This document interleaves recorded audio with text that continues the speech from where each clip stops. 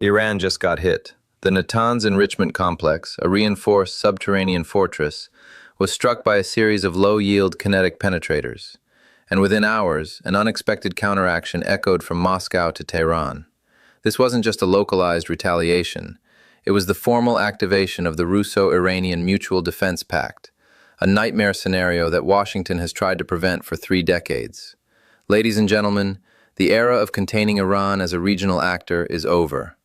What's unfolding right now is something the Pentagon didn't expect for another 5 years. The total integration of Iranian drone and missile saturation tactics with Russian electronic warfare and satellite intelligence. Let me break it all down. Hit subscribe right now if you want the unfiltered strategic truth that the mainstream media is too afraid to touch. We cover what they won't, every single day.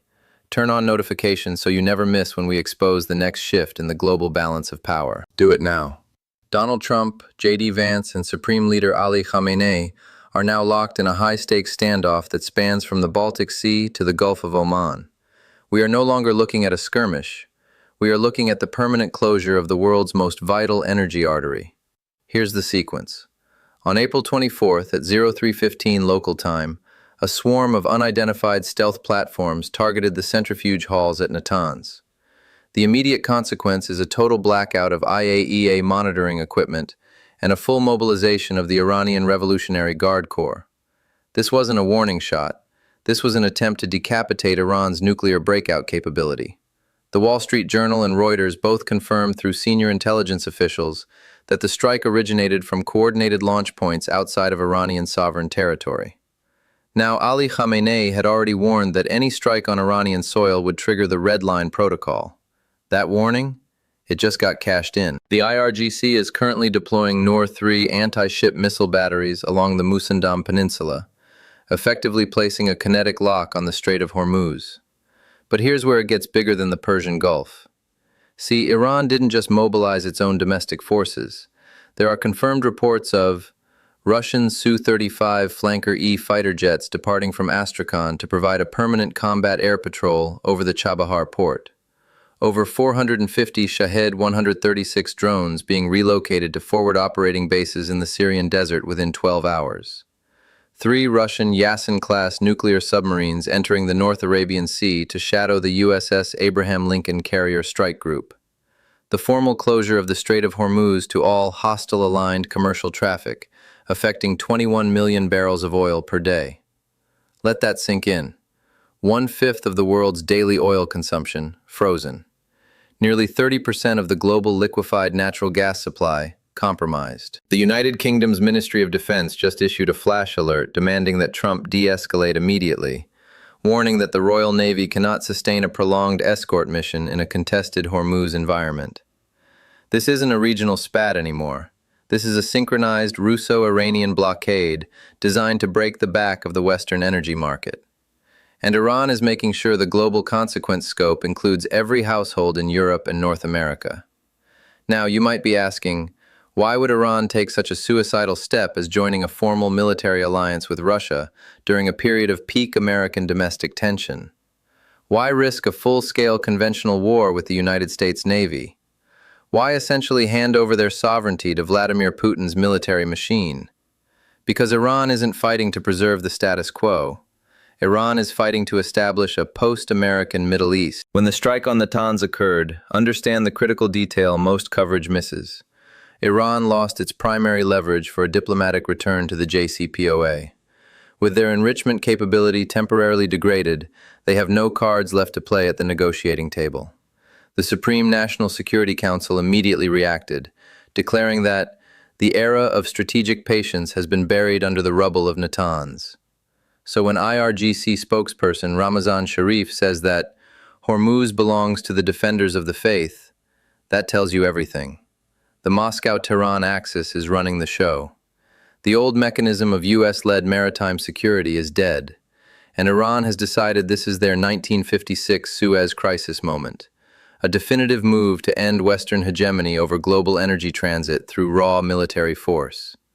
They aren't looking for a deal. They are looking for a total restructuring of the world's trade routes, backed by Russian nuclear-capable assets and Iranian asymmetrical dominance. Now here's the part no one in Washington wants to talk about. Donald Trump told the press during a recent rally that the U.S. could clear the Strait of Hormuz in 48 hours, using only existing carrier assets. But according to the Pentagon's own internal Millennium Challenge update, the current deployment of U.S. Fifth Fleet assets is designed for counterterrorism and low-intensity piracy, not for a high-end saturation fight against Russian integrated HQ-9 air defense systems. That's a 3-week shortfall between political promises and the logistical reality of moving enough minesweeping equipment and Aegis-class destroyers into the Persian Gulf to actually reopen the channel. And already on day 4, here's what's happened. 1. The USS Carney was forced to expend its entire vertical launch system magazine, 90 missiles, to intercept a single Iranian-Russian coordinated drone swarm, according to a leaked Navy memo reviewed by the Washington Post. 2. The port of Fujairah has officially suspended all bunkering operations after 3 tankers were hit by limpet mines of a new undetectable design, as reported by Lloyd's List. 3. Satellite imagery analyzed by the Center for Strategic and International Studies shows Russian S-400 batteries being offloaded at Bandar Abbas, effectively creating an A2AD bubble that the U.S. Air Force cannot penetrate without massive casualties. 4. The British Foreign Office confirmed that the HMS Diamond has retreated to the Gulf of Aden because it lacks the electronic warfare suites to counter the newest Russian-made jamming signals emanating from the Iranian coast. The New York Times is now reporting that senior commanders at CENTCOM are warning the White House that a forced reopening of the strait would result in the loss of at least 1 American aircraft carrier. They're failing in too many places, too fast, and too unpredictably, and the Pentagon simply can't protect the 600-plus tankers that transit the region every month. This was supposed to be a maximum pressure campaign that yields 0 American casualties. That's the exact phrase a senior Trump advisor used with Bloomberg just last month. But Iran and Russia turned it into something very different. They've turned the strait into a kill zone that the U.S. cannot clear without a full-scale declaration of war. Let's zoom out because this stopped being a Middle Eastern crisis about 72 hours ago. China has officially announced a strategic energy partnership with the new Russo-Iranian bloc after the first tankers were diverted. The People's Liberation Army Navy has moved the Type 055 destroyer Natanz toward the Arabian Sea to ensure the safety of Chinese commerce. The United Kingdom is moving its own HMS Queen Elizabeth carrier strike group toward the region. And British Defense Secretary Grant Shapps just said that the global economy is being held hostage by a new axis of authoritarianism.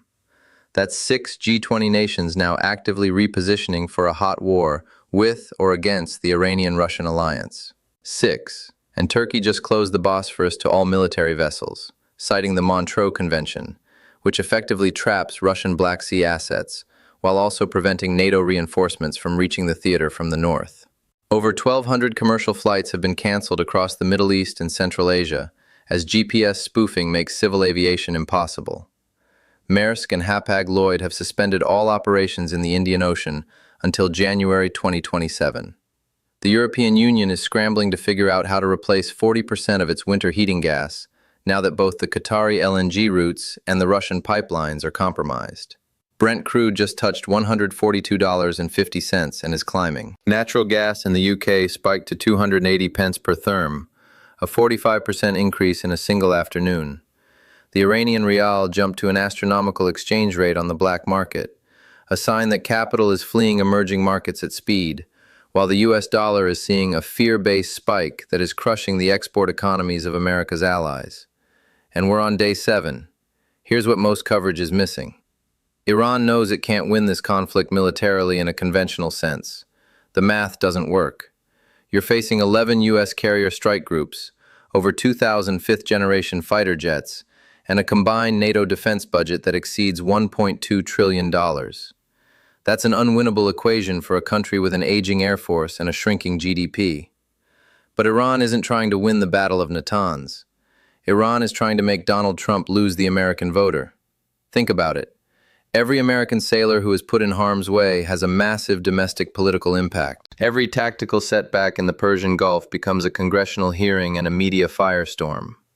Every economic disruption, every cent that the price of gas rises, becomes a voter pain point that the domestic audience feels at the gas pump and the grocery store. Donald Trump built his brand on the promise of no more forever wars and energy independence. He mocked the previous administration over the chaotic withdrawal from Afghanistan and the failure to secure the border. And now, under his watch, the price of a gallon of gas is hitting $7 in the Midwest, and the U.S. Navy is stuck in a naval quagmire that looks more like Vietnam than Desert Storm. The Democratic opposition doesn't even need to campaign. The footage of burning tankers and the data of 15% inflation do it for them. CNN and MSNBC, which Trump has personally insulted as enemies of the people for years, are going to run every single story about military overextension and economic collapse on a loop. And when the 2026 midterms come, Trump loses his congressional majority and his mandate to govern. And a president without a legislative majority is a lame duck in a world on fire. Iran knows this. Vladimir Putin knows this. That's the real strategy. Not destroying the U.S. Navy, but bankrupting the American political will to stay in the fight. According to retired admirals, CIA energy analysts, and former State Department officials who have weighed in, the world is currently in the most dangerous period since the 1962 Cuban Missile Crisis. There are scenarios in which a diplomatic off-ramp is found, involving a Russian-brokered ceasefire that allows Iran to keep a limited enrichment program in exchange for reopening the strait before the global economy enters a Great Depression-style collapse. There are also scenarios in which the escalation pattern continues. The U.S. attempts to seize Iranian oil islands, costs mount into the trillions, and the conflict becomes a generational disaster that ends the U.S. dollar's status as the world's reserve currency. The honest answer is, nobody knows, and I mean that literally. Every senior analyst at the Brookings Institution, every think tank in London, and every intelligence agency from Mossad to the BND is operating on outdated models right now. The Foreign Affairs Journal published a piece just 6 months ago saying a Russo-Iranian military pact was logistically impossible. They were wrong. But here's the critical point. Whatever comes after this blockade is going to be more complex, more radical, and far more expensive for the average American. There are already emerging reports from intelligence sources in Iraq that Iranian-backed militias are mobilizing to seize Western-owned oil fields in Basra. Internal factions within the Saudi royal family are reportedly fragmenting over whether to support Trump or join the BRICS alliance for protection. Meanwhile, an official source from the Kremlin just announced, and I quote, "The era of the American ocean is over." We don't know what that means. Could be a permanent Russian naval presence in the Red Sea. Could be a total Chinese takeover of Middle Eastern infrastructure. Could be something nobody's even considered yet, like the formal end of the petrodollar system. Because when a nation like Iran decides it has nothing left to lose, when it fights not for a nuclear deal but for its very survival against a superpower, every red line disappears. Every calculation goes out the window, and every prediction becomes worthless. We are witnessing something that will reshape the Middle East, the global energy market, and the American standard of living for a generation. And we're only 1 week in. I'm going to keep covering this as it develops, pulling from Pentagon briefing documents, international shipping databases, and open-source intelligence sources, because no single mainstream outlet is giving you the full picture of this geopolitical earthquake. If you want to stay informed without the noise and the corporate spin, subscribe and turn on notifications. I'll be back with an updated analysis as soon as the next major development breaks from the Strait of Hormuz or the halls of the Kremlin. Stay safe out there. I'll see you in the next one.